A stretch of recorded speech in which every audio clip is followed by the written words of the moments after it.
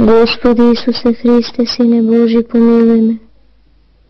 Господи Исусе Христе, Сине Божи, помилуй ме. Господи Исусе Христе, Сине Божи, помилуй ме.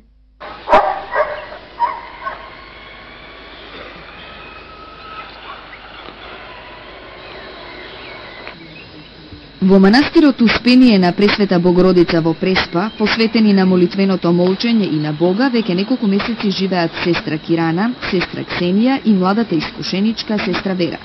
Игуманија на манастирот е сестра Кирана, една од првите кои го примија монаштвото по неговото возобновување во Македонија некаде пред 5 години. Сестра Ксенија е замонашена веќе 2 години, а сестра Вера неполна година е искушеничка и се подготвува да се замонаши.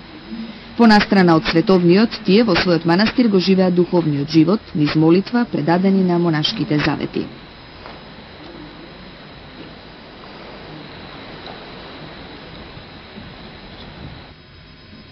Главното послушание на женскиот манастир Успение на Пресвета Богородица и главната економија од која живее манастирот е иконописот.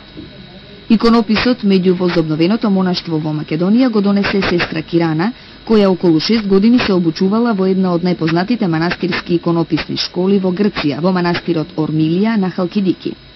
Ова е првата манастирска иконописна работилница во Македонија, каде сестра Кирана ги изработува иконите по порачка за цркви или за лична духовна употреба по домовите. Еве што вели сестра Кирана за духовната димензија на иконата во монашката света уметност. Во православната црква се има своја духовна смисла. Така и во техниката на иконописот се постанува духовно. Дури и боите, даските, четките, приборот за сликање и сите материјални работи се осветуваат со благодата на Светиот Дух, постанувајќи на тој начин средства на една свештена уметност. Кога говориме за иконата, не треба да заборавиме дека таа историски е произлезена од евхаристиската заедница и се развила од самиот почеток како нејзин неделив дел. Евхаристиската заедница со своите празници кои бараат и одредени икони, го води иконописецот кон создавање на едно доживување, на нова икона на светителот, преку која заедницата повторно доаѓа во врска со светителот како есхатолошки човек. Натуралистичкото сликарство го изобразува оптичкиот феномен и телесната убавина, додека православниот иконопис ја изобразува духовната убавина. Литургиските и молитвени икони им се гледаат грди на оние со кои господари духот на овој свет, ликовите на иконата за нив немаат форма ни убавина, бидејќи телесното мислење му е противно на Бога. Во свештените икони телото се распна со страстите и похотите.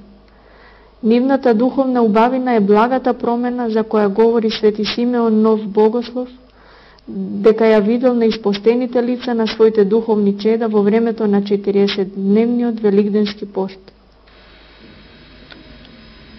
Во манастирската работилница иконите се изработуваат по преданието на истиот начин на кој пред повеќе од 700 години иконописците ги создавале иконите кои се зачувани до денеска.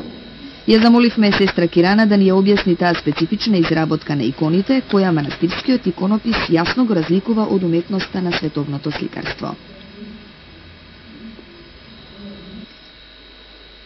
Техничкото знаење не представува никаква механичка работа, туку тоа учествува во духовноста и светоста на оние работи кои сака да ги изобрази.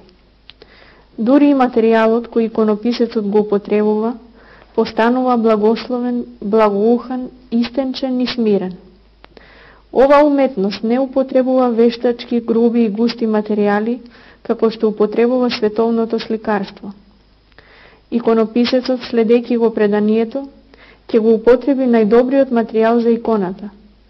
За да ја направи даската, ќе употреби природно дрво како најдобар и најтопол носител, кој треба да ја прими врз себе најпрефинетата техника на иконописот.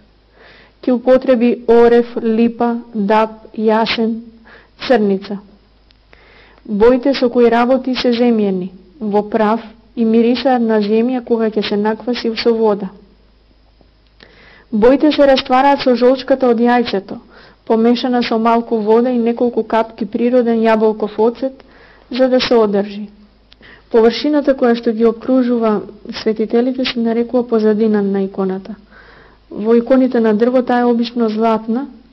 Златото свети силно и неговата царска боја го символизира огненото небо, светлината и славата на Царството Божјо. Затоа еден совесен иконописец никогаш нема да користи златна боја со терпентин од кутија.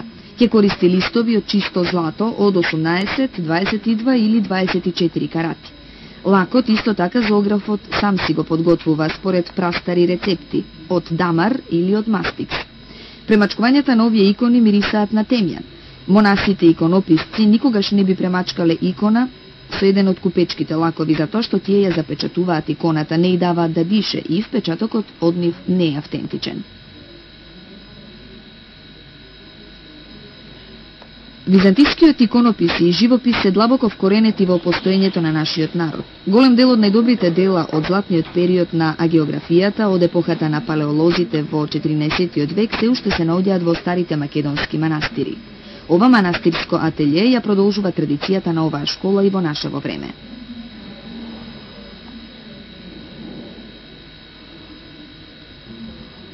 Кај сестра Кирана, која го води главното послушание на манастирот, иконописот, на светата уметност се обучува искушеничката вера.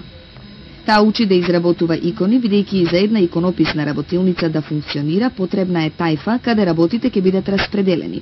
Еден ќе лепи злато, друг ќе слика, третиот ќе биде задолжен за финалната обработка на иконата. Тоа е соборен начин на изработка на иконата кој се негувал во манастирите и иконописните тајфи од секогаш.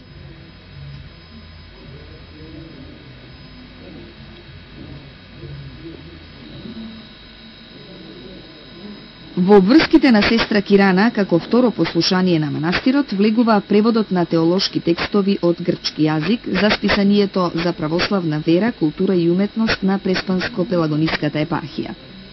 Компјутерот е тука, бидејќи користи нешто како нужно зло. Иконописот и преводот на текстови со православна теолошка содржина се главните послушанија на манастирот.